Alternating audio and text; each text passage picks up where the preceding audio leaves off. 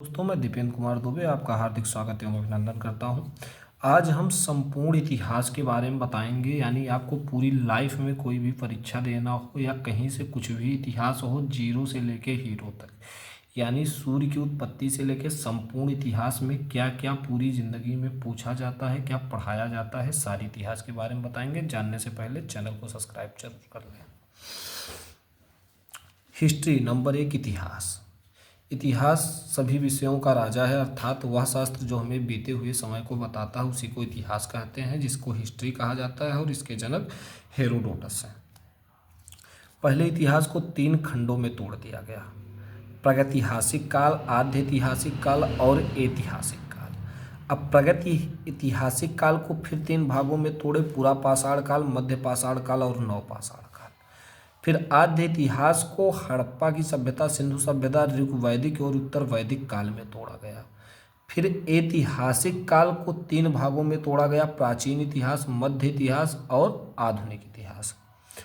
अब प्राचीन इतिहास में प्राचीन के साधन पढ़ना है, प्रागैतिक काल पढ़ना है, सिंधु घाटी के कुछ चीज़ें जो बची थी आद्य इतिहास में उसके बारे में बताया गया है, वैदिक सभ्यता के बारे में बताया गया है, महाजनपद, जैन धर्म, बौद्ध धर्म, शैव धर्म, वैष्णवी धर्म, इस्लाम धर्म, ईसाई धर्म, पारसी धर्म, सिकंदर के बारे में, मौर्य साम्राज्य के बारे में,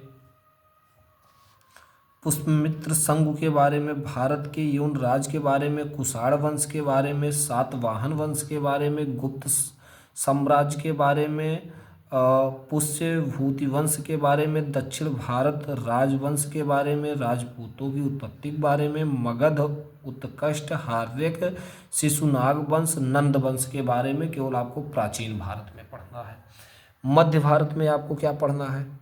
भारत पर अरबों का आक्रमण, मोहम्मद गजनी के बारे में, मोहम्मद गोरी, दिल्ली सल्तनत के बारे में, विजयनगर साम्राज्य के बारे में, बहमनी राज्य की स्थापना के बारे में, स्वतंत्र प्रांतीय राज्य के बारे में, सूफी आंदोलन, भक्ति आंदोलन, मुगल साम्राज्य, मुगल के शासक, मराठों का उदय, ये आपको मध्य में पढ़ना है।